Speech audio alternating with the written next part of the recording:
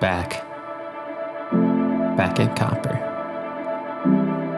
It's been my unofficial home for 8 years now, or winter seasons. But with every year returned, the feeling is always different. Still in the middle of the COVID-19 pandemic, my local haunts have definitely dwindled in numbers. And as for the lifestyles of the ski bums it attracts, yeah, life has changed. Instead of going out for coffee, I make it at home. Instead of going out for dinner, yeah, you guessed it, I make that too. As for the bars, it's definitely not as fun being 6 feet apart. But you can sneak a few people into your dorm room every once in a while. It's not like all this is bad. And I did get into a better apartment this year. The limited dining options has forced my hand to learn to cook, and that's obviously a good thing. The apartment complex I live in is called Sky Shoots, named for the backdrop right behind the building. Not like Ski Patrol would approve of you riding these chutes. But I mean, who's asking for permission? But you know what ski patrollers do approve of? Telemark skiing. Yeah, tele skiing. At one point, it was the only way to access the backcountry mountains. But with recent technological advances, it has been deemed obsolete. Now the sport is reserved for the hipsters of society. The coolest of the cool. I mean, listen to this guy. Free to heal. Your mind will follow.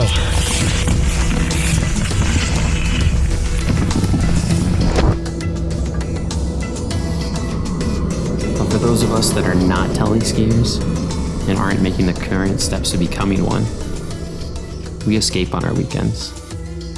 Escape to the deserts of southern Utah, Arizona, and maybe even New Mexico. Anywhere we can go to get away from the snow and cold.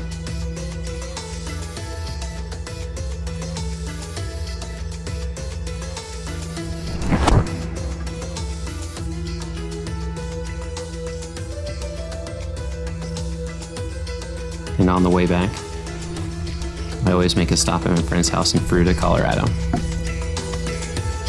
Having converted his yard into a slacklining paradise, it has become a place to push my limits, as well as find some peace and quiet.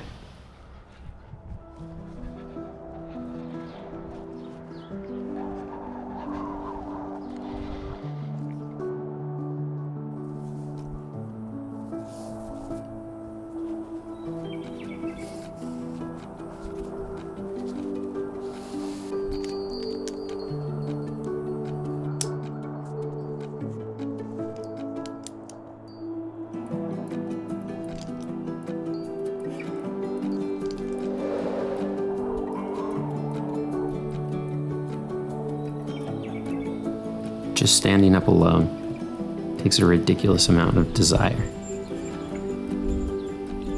Because once you're up on your feet, you are committed.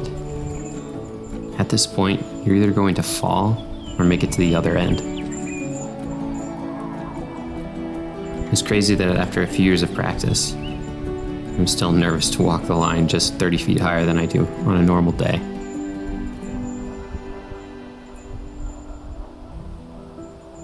And I'm honestly dying for the day my legs no longer shake on the first steps out. But I have no idea if that'll ever go away.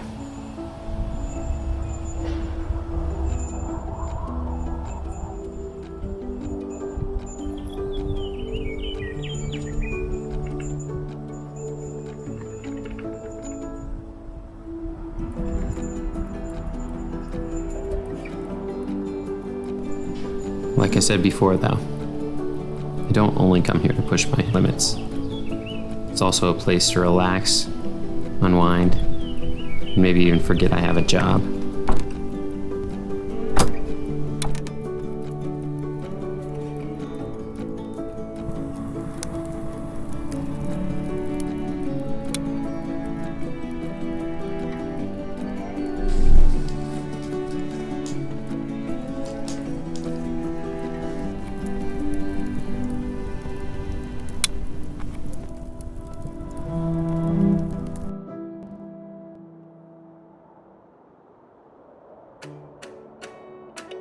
Yeah, I think I'm a sitting duck here.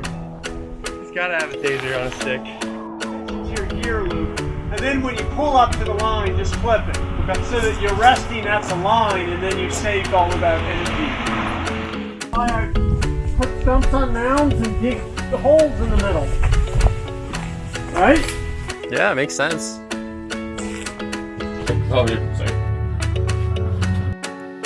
Of course, after every weekend at Terry's, I do return back to Copper for the week. And if I am lucky enough to be both in the mountains and the desert every single week, life is pretty damn good. Look at the Rev looking so steezy. I was just like looking at the clouds and like the lighting outside. I was like, damn. So I opened all the windows. So the first honk I've ever gotten.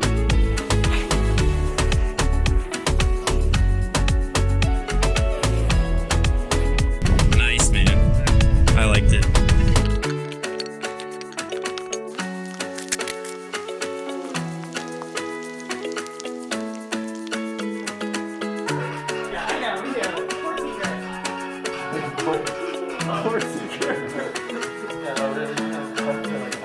So like always though, as the snow begins to melt, I begin to pack my bags.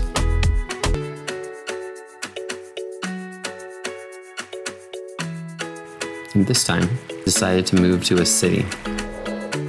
Try to get out of that seasonal work life. Maybe stay somewhere semi-permanently. It's a crazy idea in my head. Next stop, Spokane, Washington.